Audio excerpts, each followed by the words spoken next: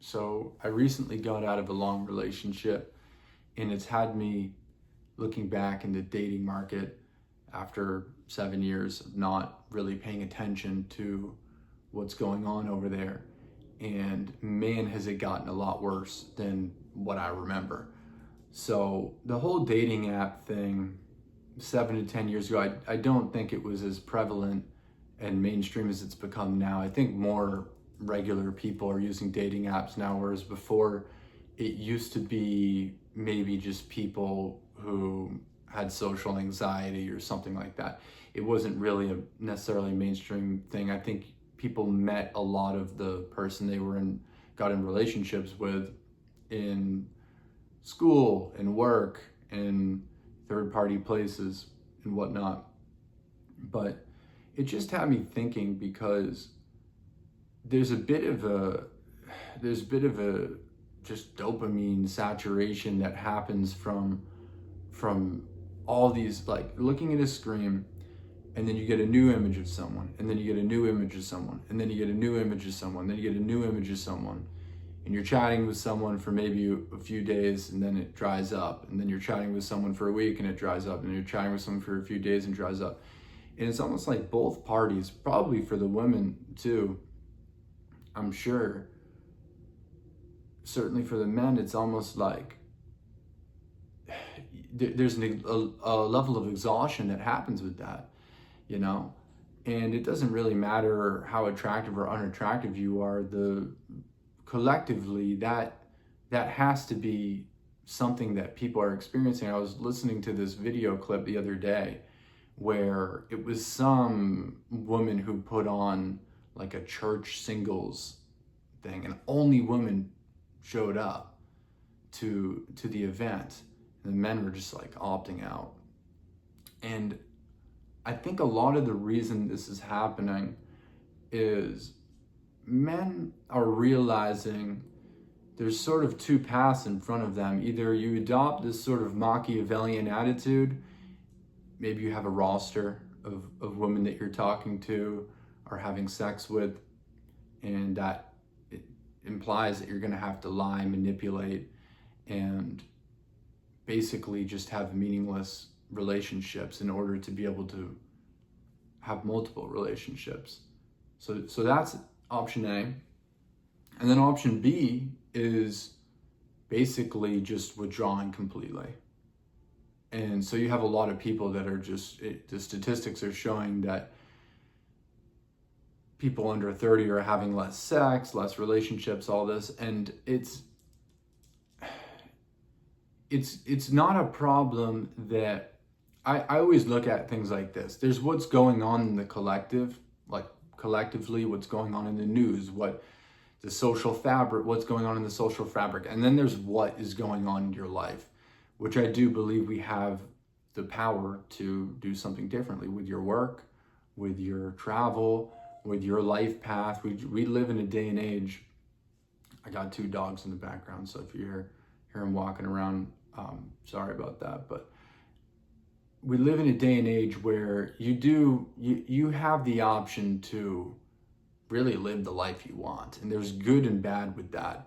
So you could just be super patient, opt out of those two options that I listed earlier, and wait until you find the right person.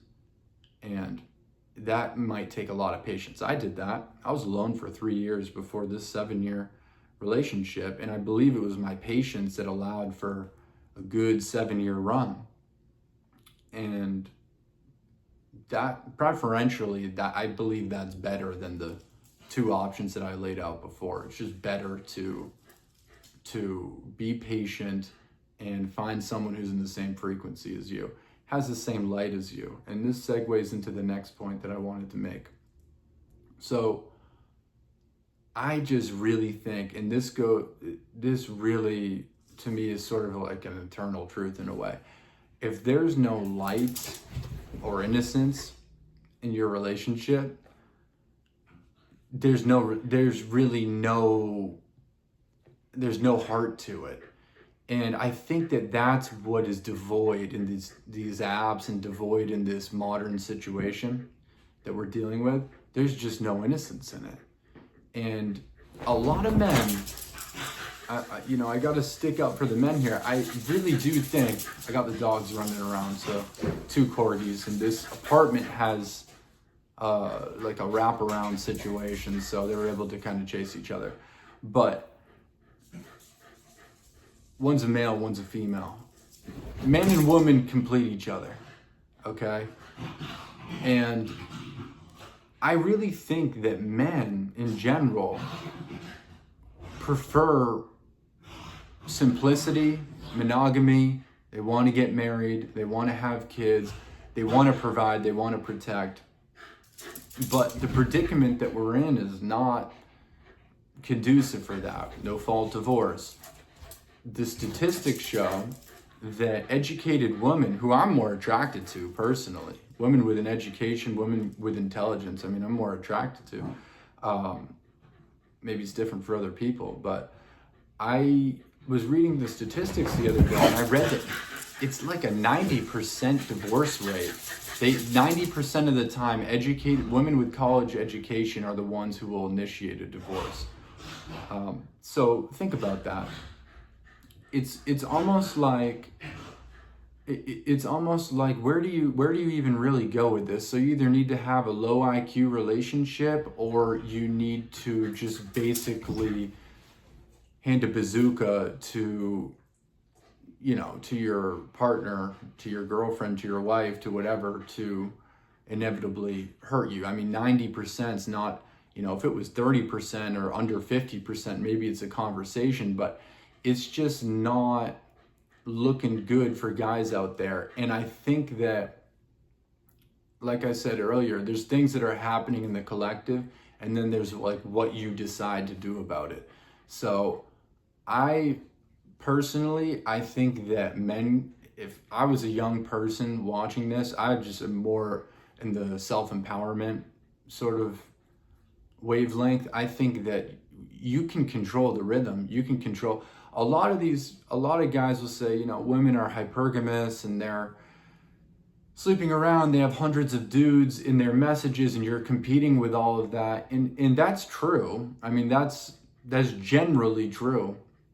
However, you don't have to play ball like collectively. Men don't have to. You don't have to play into that system if you don't want to.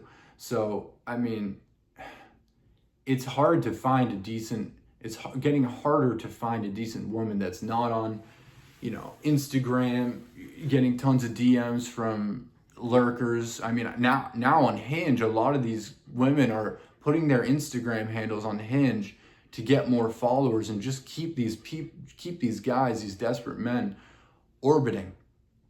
in orbit. And this is totally foreign to me. I've really been off social media for the better part of the last decade. It has been so fantastic. It really has been great. And now I'm back in it. And I feel like I'm sort of coming back out, down off the mountain, just like sharing my, I don't know, some insights here. And it's just, I would not partake in any of that. And men can control the pace. Women are going to control the sexual access, but as a man, you can control the pace. It's almost like you wish collectively men could decide to say, hey, we are not playing, we're not sitting down at this table the way it's set anymore. And so you guys are going to have to show up differently if we're going to do this whole thing. So the dogs are going. I'm going to check out. All right, this is who is making all the mess. So basically, we're going to let her go. I had a point I was working towards there, and it was that it's going to require spiritual precision for men moving forward and for women.